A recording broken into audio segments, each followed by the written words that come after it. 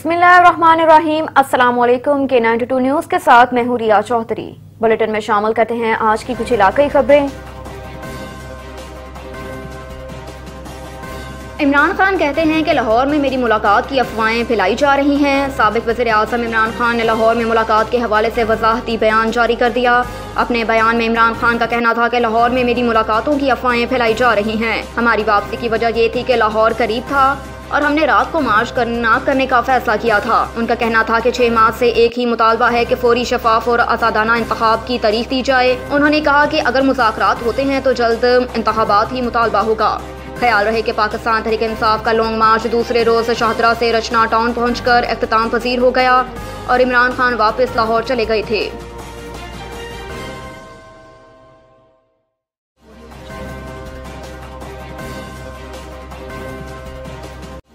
वज़ीर आज़म कहते हैं जिस इदारे ने पाला इमरान न्यासी ने उसी के खिलाफ जहर उगलना शुरू कर दिया। लाहौर में यूट्यूबर से गुफ्तगू करते हुए वज़ीर आज़म शहबाज शरीफ का कहना था कि सऊदी अरब और चीन पाकिस्तान के दरीना दोस्त हैं। दोनों ममालिक ने हमेशा मुश्किल सूरत हाल में पाकिस्तान का साथ दिया, लेकिन इमरान खान ने दोनों ममालिक के साथ ताल्लुकात ख़राब किए। उनका कहना था कि सऊदी अरब ने इमरान खान को बतौर वज़ीर आज़म कीमती घड़ी का तोहफा दिया था। सऊदी अरब ने इमरान खान को 14 या 18 करोड़ की घड़ी तोहफे में दी थी। इमरान खान ने तोहफा बेचकर पैसे अपनी जेब में डाल दिए। उन्होंने कहा कि इमरान खान ने तोहफे बेचकर तोहफे देने वाले मुल्क के सरबराह की तौहीन की। इमरान खान ने तोहफे तोशाखाना में जमा करवाने से पहले फ़रोख्त किए। तोहफे पहले फ़रोख्त किए गए, फिर उसका एक हिस्सा तोशाखाना में जमा करवाया गया। मुझे जो तोहफा मिला वो इमरान खान को मिलने वाली घड़ी से भी ज़्यादा महंगा है, लेकिन मैंने वो तोहफा तोशाखाना में जमा करवा दिया। इमरान खान के लॉन्ग मार्च के हवाले से पूछे गए सवाल पर शहबाज शरीफ का कहना था कि इमरान खान के साथ इस वक्त लोग होंगे, हिटलर के साथ भी लोग थे। हिटलर ने जर्मनी की मौशत को बदल कर रख दिया और काम करके दिखाया, फिर अपने हाथ से सब कुछ तबाह कर दिया। शहबाज शरीफ का कहना था कि हिटलर ने काम करके दिखाया था, लेकिन इमरान खान ने 4 सालों में कुछ काम नहीं किया। इमरान खान आप जलसों में अपनी कारकर्दगी बताने से कासिर हैं, सिर्फ चोर डाकू कहते रहते हैं। इमरान खान, आपने मुल्क के साथ धोखा किया।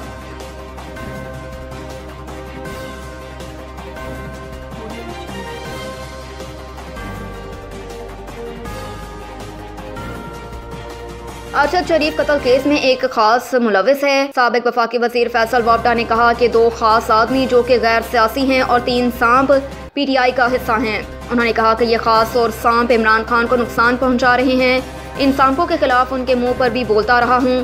अरशद शरीफ की कीनिया में हलाकत के हवाले से बात करते हुए उन्होंने बताया कि कीनिया में मुकीम खुर्रम और वकार ने सहूलतकारी की थी। मौजूदा DGI-SI का इस केस में दूर दूर तक ताल्लुक नहीं है। फैसल वापडा ने कहा कि इमरान खान तो जनरल सरफराज की बहुत तारीफ किया करते थे। उनकी शहादत के बाद किसने ट्रोल्स से कहा कि मनफी मुहिम चलाओ, उसका जवाब भी वो देंगे। उन्होंने कहा कि कुछ लोग इमरान खान को नहल कराना चाहते हैं। इमरान खान की नहली से मुझे तो फ़ायदा नहीं होगा। उन्होंने कहा कि पैसे का मुझे लालच नहीं, PDM में जाने को तैयार नहीं, ना किसी ने ऑफ़र की है। मैं तो असम्बली रुकनियत से भी नाहल हो चुका हूँ। उन्होंने कहा कि इमरान खान मेरे लीडर थे और रहेंगे। एस्टेब्लिशमेंट से मेरी मुलाकातें भी इमरान खान के इल्म में थी।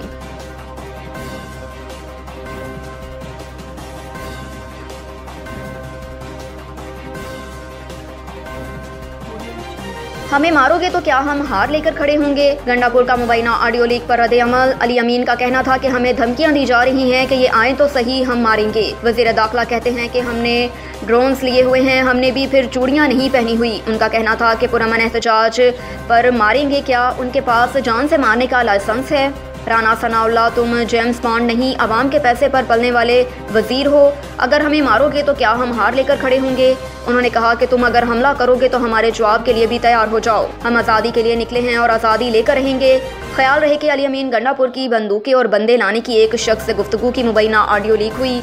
वफाकी वज़ीर दाखिला राना सनाउल्लाह ने प्रेस कॉन्फ्रेंस में अली अमीन गंडापुर की ऑडियो सुनाई, जिसमें वो एक शख्स से बंदूकें और बंदे लाने का कह रहे हैं।